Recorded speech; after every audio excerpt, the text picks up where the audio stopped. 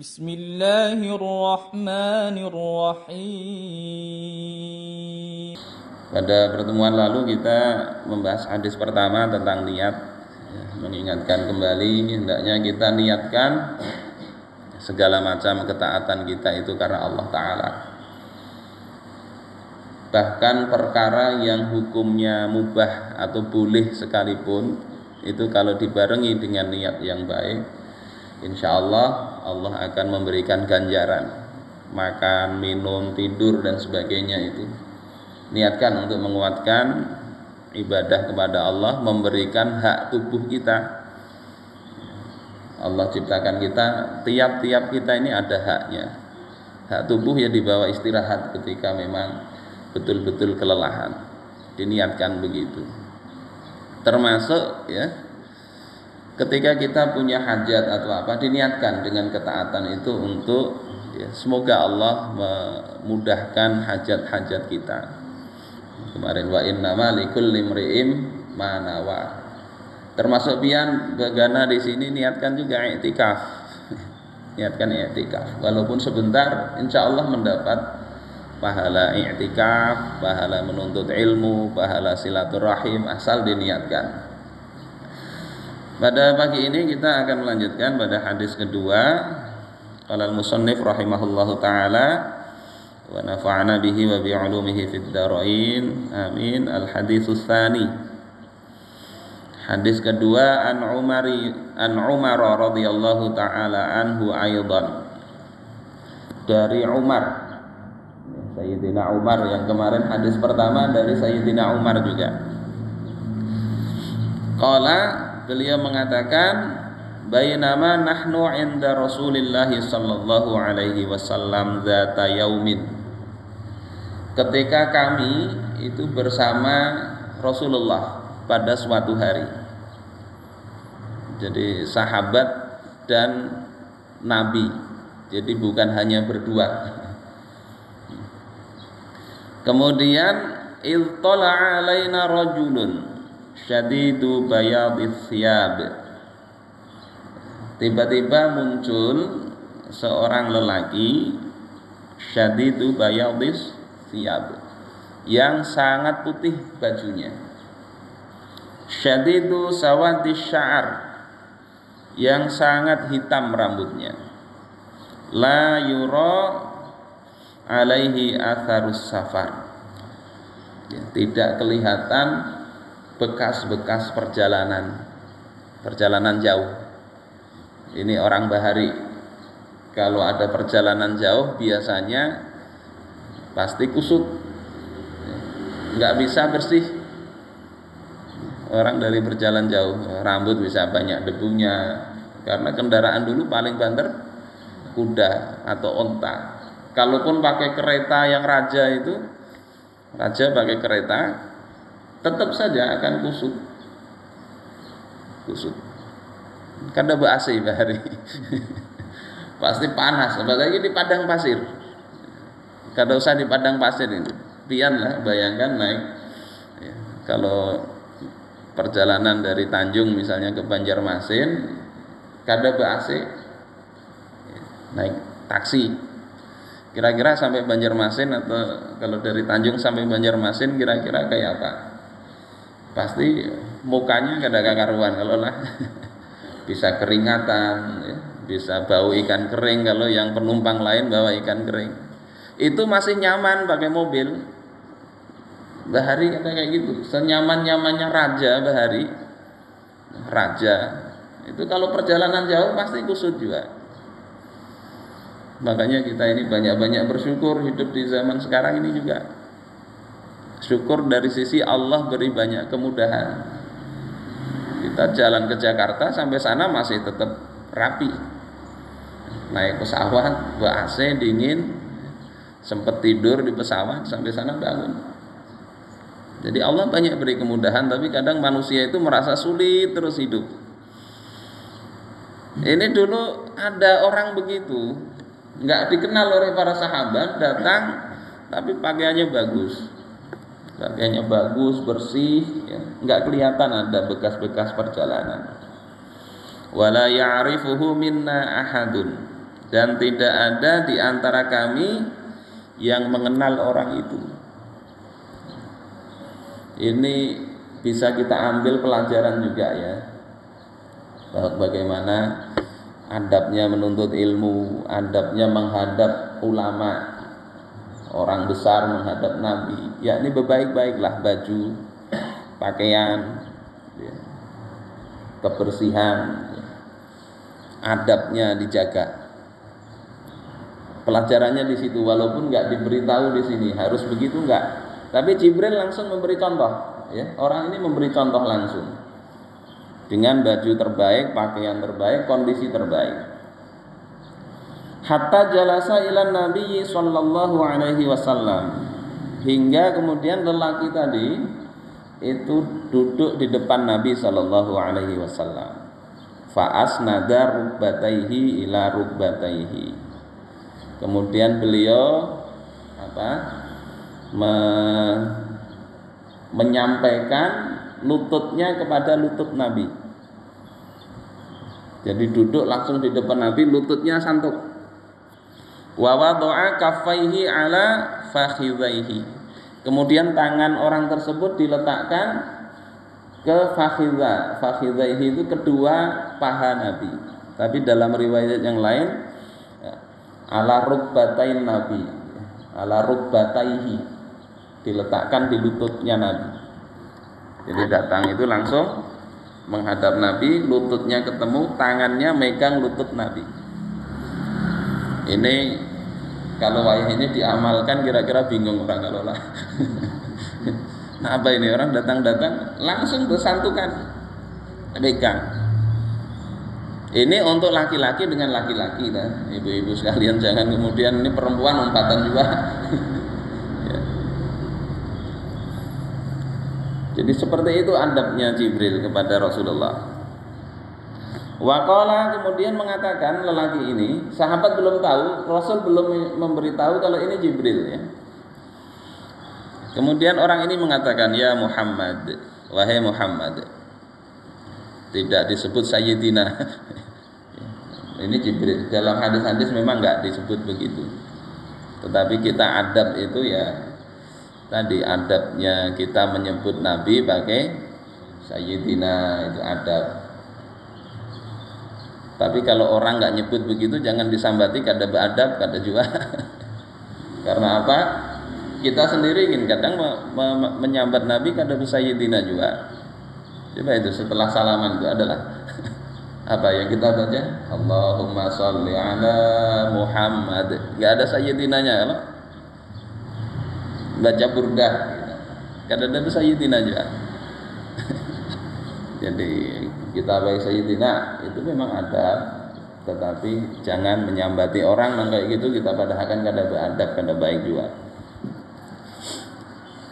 Kata Jibril, ya Muhammad akhbirni 'anil Islam. Wahai Muhammad, beritahu aku tentang Islam itu apa.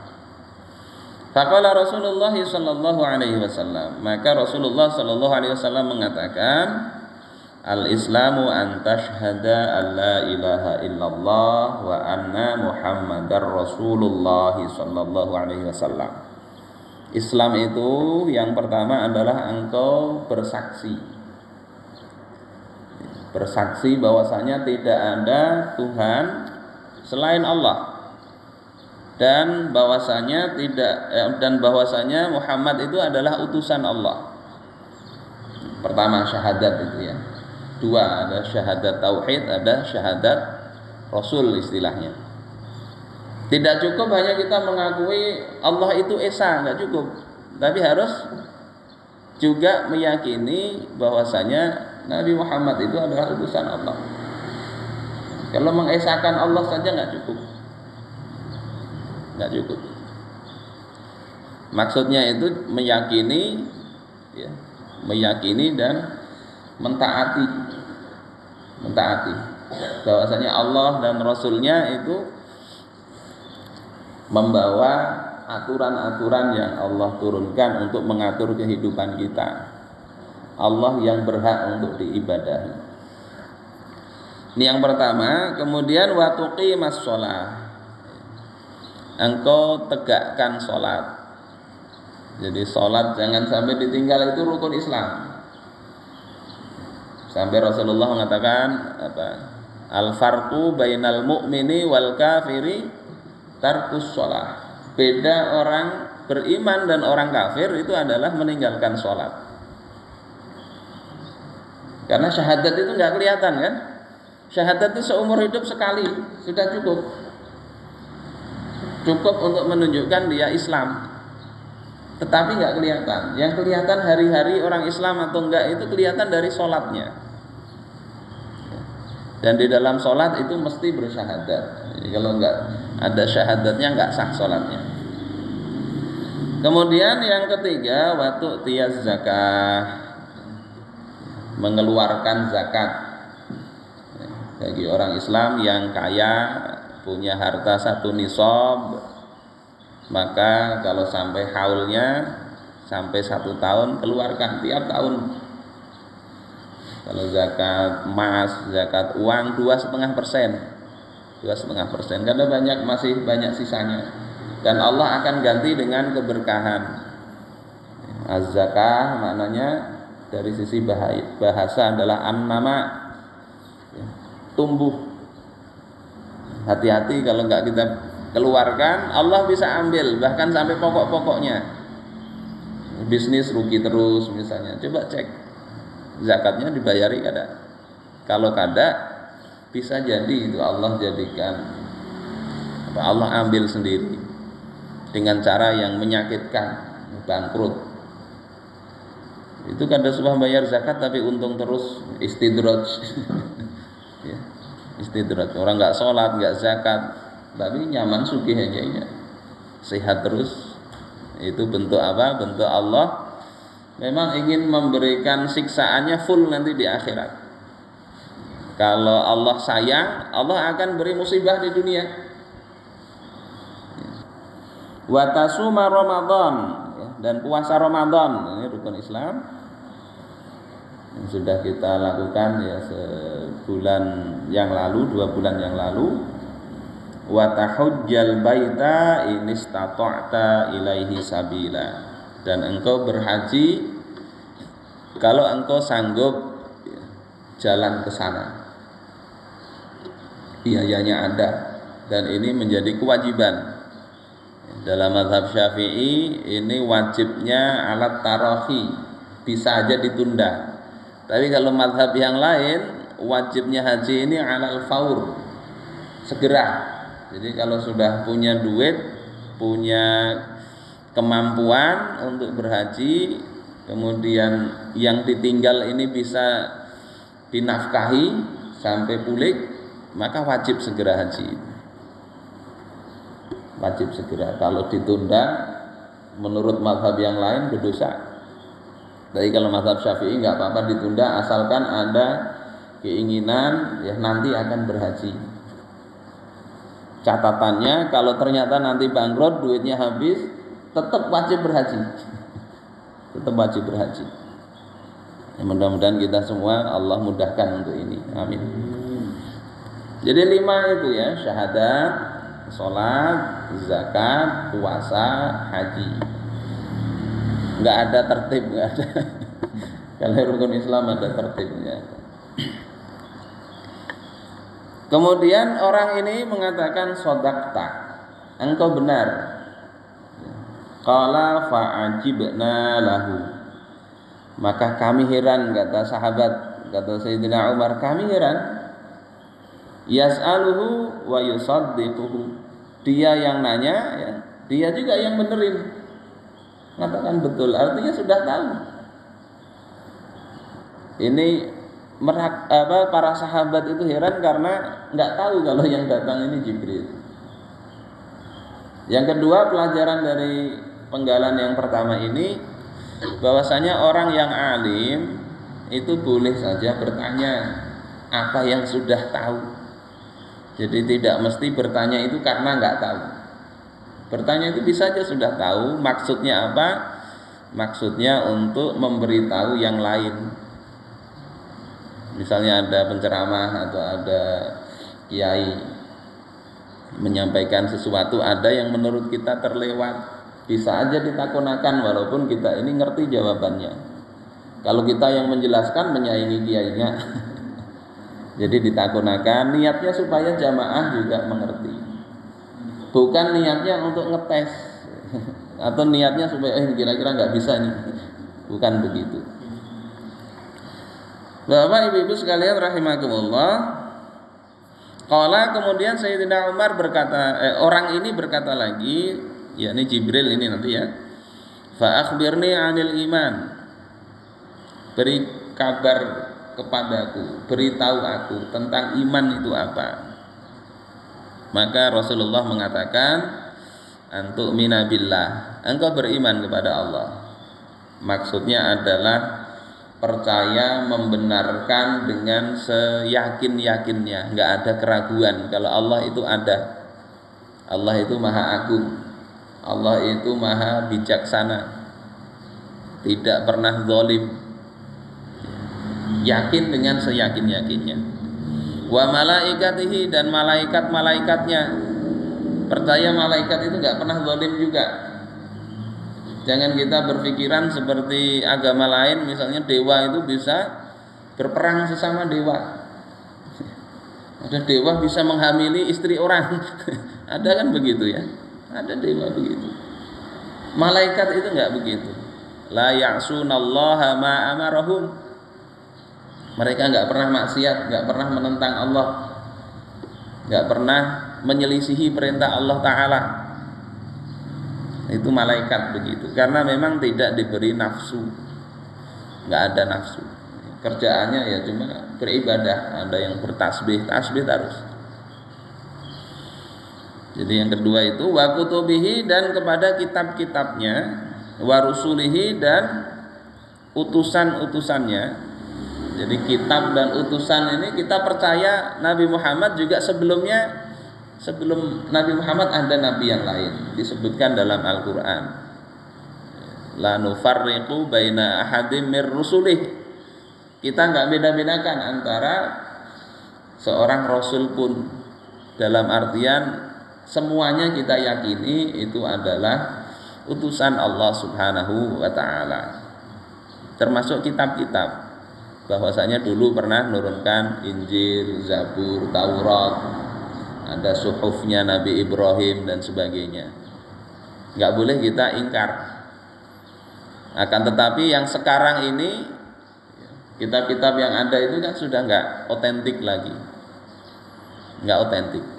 Kata Ahmad Deedat itu waktu beliau masih hidup, ya, kayak Injil itu kan ada 5 kali perubahan, 5 kali perubahan yang besar. 5 kali perubahan yang besar, sehingga memang hasil aslinya kita nggak ngerti. Bahasa asalnya kita juga nggak tahu mana yang kitab itu asalnya mana. Ya, kalau Al-Quran yang kita baca ini dengan yang pada masa Nabi kan sama itu bahasanya. Jadi kitab yang lain bahasanya mana? Bahasa asalnya. Jadi kita percaya itu pernah ada, tapi cerita-cerita isinya, kata Nabi ketika mendengar, jangan didustakan, tapi juga jangan dibenarkan. La yusaddiquhu wa la yukadzibuh. Jangan dibenerin, jangan juga didustakan. Kalau kita dustakan, siapa tahu itu pas betul. Kita benerin, siapa tahu itu pas salah. Jadi cukuplah kitab yang Allah berikan kepada kita ini kitab yang dibawa oleh junjungan kita, baginda Rasulullah Sallallahu Alaihi Wasallam. Jadi kita sikapnya begitu, nggak boleh kemudian kita melecehkan agama lain, nggak boleh juga. Kemudian wal yaumil akhir, iman kepada hari akhir. Hari akhir ini bukan sekedar kiamatnya, nanti akan hancur. Tidak sekedar itu, tapi iman kepada hari akhir itu maknanya adalah kita iman akan adanya kebangkitan. Bukan setelah mati sudah selesai, insya Allah kalau begitu semua orang juga percaya. Semua akan hancur, semua akan mati, itu tahu saja orang. Tapi maksud iman kepada hari akhir, setelah itu ada kebangkitan, ada hisab, ada pertanggungjawaban, ada surga, ada neraka. Dan itu harus diyakini betul. Karena diberitakan di dalam Al-Qur'an. Kalau itu kita anggap ramalan, ya bisa murtad kita ini. Ramalan-ramalan ya. Hari akhir kiamat dianggap ramalan. Kemudian yang keenam, wa tu'mina bil qadari khairihi wa syarrihi. Beriman juga kepada qadar. Yakni apa? Ketetapan Allah Ta'ala baik dan buruknya. Kita usahakan ridho terhadap ketetapan Allah. Kalau tidak bisa ridho, sabar. Kata Sayyidina Umar di dalam kitab Al-Ghunyah. Al-Ghunyah ini kitab karangan Syekh Abdul Qadir Al-Jilani. Kata Sayyidina Umar, innal khaira kullahu fir ridha. Sesungguhnya kebaikan itu semuanya terletak pada keridhaan. Hidup itu kalau ridho nyaman, ya, dapat banyak kah, dapat sedikit kah, ridho. Dapat musibah, ridho itu tidak memandang musibahnya, tetapi memandang Allah Ta'ala yang memberikan musibah itu, dan berharap dengan musibah itu akan mendapatkan pahala. Makanya doa yang disunahkan kita baca ketika dapat musibah itu kan kata Rasulullah, ya, Allahumma ajurni fi musibati. Ya Allah, berikan aku pahala atas musibah yang menimpaku itu. Jadi dapat musibah, dapat pahala. Karena tadi ada keridhaan tadi. Wa akhlif li khairan minha, dan beri ganti yang lebih baik daripada musibah itu. Kehilangan sesuatu. Kalau ridho itu sesuatunya kada tapi diganang lagi. Hilang sendal, kada tapi mengganang sandal lagi. Tetapi yang diganang, yang diingat itu adalah Allah. Mudah-mudahan Allah memberikan pahala atas sendal yang hilang dan mengganti dengan yang lebih baik. Yang lebih baik itu lebih baik menurut Allah Ta'ala. Kehilangan bini, meninggal, insya Allah ganti yang lebih baik. Enggak. Ummu Salamah ketika suaminya beliau wafat, yakni Abu Salamah. Abu Salamah ini sahabat yang luar biasa juga perjuangannya, meninggal. Ummu Salamah ingat doa ini, membaca doa itu. Setelah membaca doa ini beliau berpikir, siapa yang lebih baik dari Abu Salamah? Kan doanya, beri aku ganti dengan yang lebih baik daripada yang hilang. Yang hilang wafat Abu Salamah. Siapa yang lebih baik daripada Abu Salamah? Mungkin karena hati beliau pertanyaan ini muncul, diijabah oleh Allah Ta'ala, dilamar oleh Rasulullah Sallallahu Alaihi Wasallam, dapat ganti Rasulullah. Ini kalau diamalkan ibu-ibu atau bapak-bapak kehilangan bini. Tapi sekali lagi gantinya itu yang lebih baik itu terserah Allah, bisa di dunia, bisa di akhirat, ya. Kadang mesti bagaimana dapat lagi ganti yang lebih baik di dunia, belum tentu. Ganti yang lebih baik ya bisa jadi hidupnya jadi lebih tenang, lebih mudah beribadah, itu ganti yang lebih baik. Kehilangan kendaraan, ganti yang lebih baik, belum tentu dapat kendaraan lebih baik. Ya bisa jadi Allah beri kesehatan. Kalau ini naik kendaraan terus ini bisa garing, akhirnya diganti dengan sehat, Jadi iman itu ada 6 tadi. Ini rukunnya ya, rukun atau pilarnya. Yang lainnya itu bukan berarti kemudian tidak wajib diimani. Oh ada surga, ada neraka, enggak ada bunyinya di sini. Oh, kada bujur lah berarti. Enggak begitu. Surga dan neraka itu masuk dalam pembahasan iman kepada hari akhir, cabangnya itu di situ. Qala shadaqta, kemudian lelaki ini mengatakan engkau benar. Qala, kemudian lelaki ini bertanya lagi, fa akhbirni 'anil ihsan. Beritahu aku tentang ihsan itu apa. Qala, maka Rasulullah bersabda, anta'budallaha ka'annaka tarah. Ihsan itu engkau beribadah kepada Allah seolah-olah engkau melihat Allah. Fa illam takun tarahu fa innahu yarak. Kalau engkau tidak melihatnya, maka yakinlah bahwasanya dia melihat engkau. Ini agak hati-hati juga memahami hadis ini. Jangan kita bayangkan waktu sholat itu melihat Allah, kemudian kita persepsikan Allah itu kayak cahaya atau apa begitu. Membayangkan ada cahaya atau ada apa yang kita bayangkan. Tidak begitu maksudnya. Karena apa? Yang kita bayangkan dalam benak kita itu, yakinlah itu bukan Allah Ta'ala. Laisa kamitslihi syai'un. Allah itu enggak seperti sesuatu pun yang ada di alam semesta ini. Jadi kalau kita bayangkan sesuatu, itu yang kita bayangkan bukan Allah Ta'ala. Nanti di akhirat baru bisa melihat Allah Subhanahu wa Ta'ala. Bagaimananya Allah Ta'ala,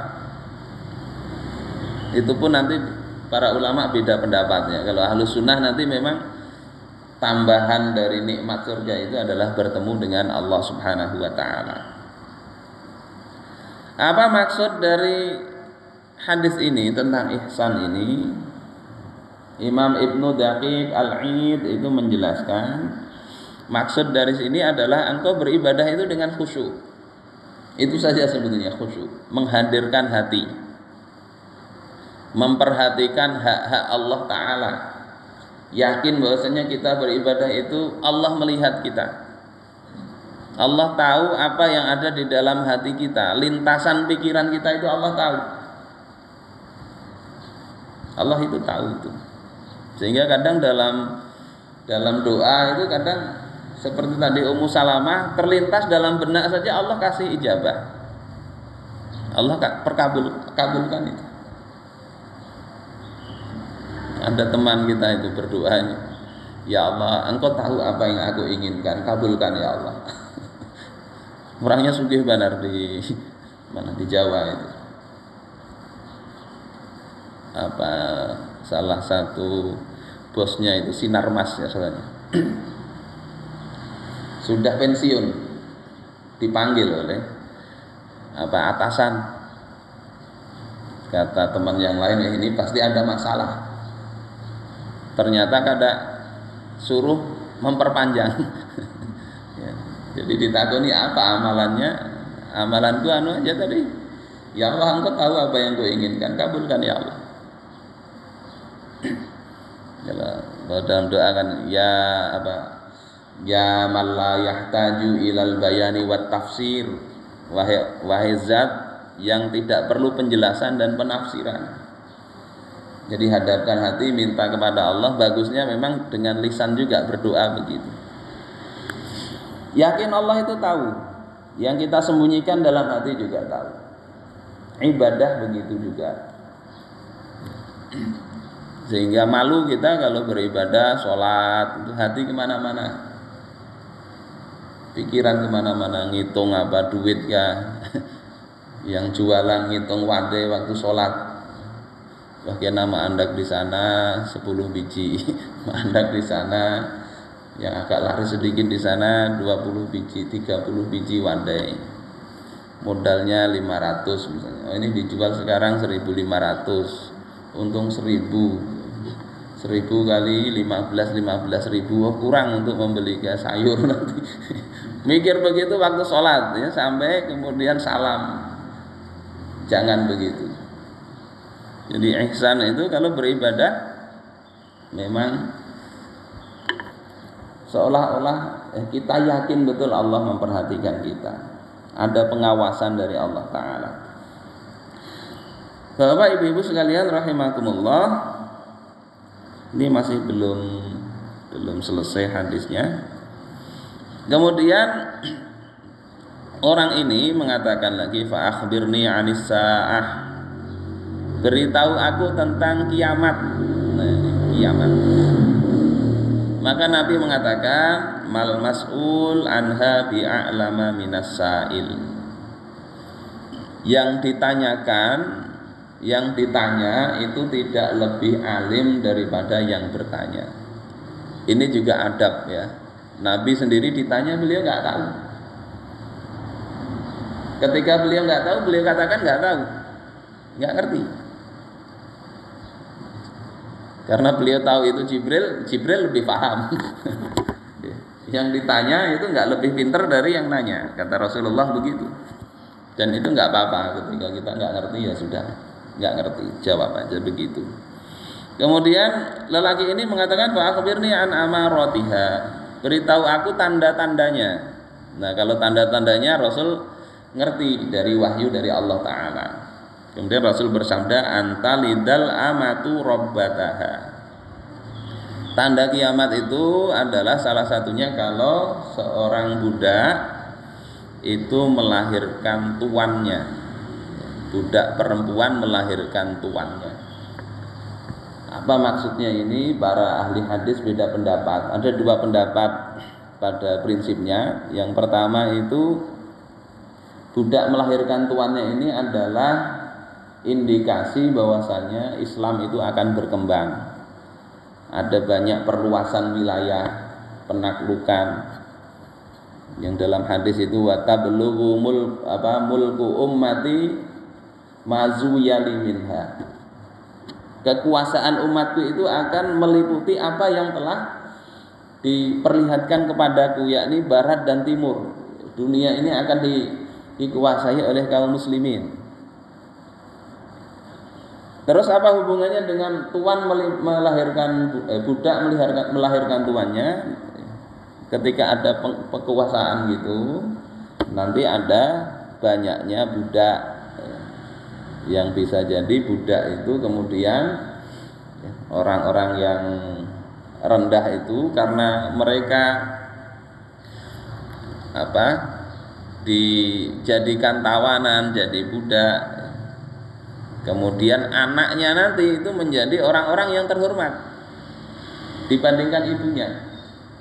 Setelah Islam berkuasa, anak-anak wanita-wanita tersebut itu bisa posisinya lebih baik daripada ibunya. Ini maksud pertama ya. Budak melahirkan tuannya itu begitu. Kemudian para ulama yang lain menafsiri maksudnya adalah adanya banyak kerusakan, sehingga orang-orang yang terhormat menjual budaknya. Ini budak kan ada lagi, kecuali di daerah kayak Mauritania itu masih ada. Budak dijual, jual, nanti terbeli lagi oleh anaknya. Rusak zaman seperti itu. Ini tanda kiamat. Wa antara al-hufata al-urata al-alata ri'a asya, dan engkau melihat al-hufah itu orang yang enggak beralas kaki, al-urah orang yang enggak berbaju, artinya enggak punya baju, al-alah orang yang miskin, ri'a asya penggembala kambing, yatatawaluna fil bunyan, mereka itu berlomba-lomba mendirikan bangunan. Orang-orang yang sebetulnya nggak mampu awalnya itu menjadi kaya raya. Dan di sini kata Ibnu Daqiq Al-Id ada indikasi tentang nggak layak atau nggak boleh membangun bangunan kalau kita tidak punya hajat, sekedar bermegah-megahan saja, nggak ada keperluan. Itu tanda hari kiamat. Summa intalaqa falabistu maliyan. Kemudian lelaki ini pergi dan aku tetap berada di situ beberapa saat. Summa qala li, kemudian Nabi berkata kepadaku, ya Umar, atadri manis sa'il, engkau tahu siapa yang bertanya tadi? Maka Umar mengatakan, Allahu wa rasuluhu a'lam, Allah dan Rasulnya yang lebih tahu. Nabi kemudian menjelaskan fa innahu Jibril atakum yu'allimukum dinakum. Sesungguhnya dia tadi itu Jibril datang untuk mengajari kalian agama kalian.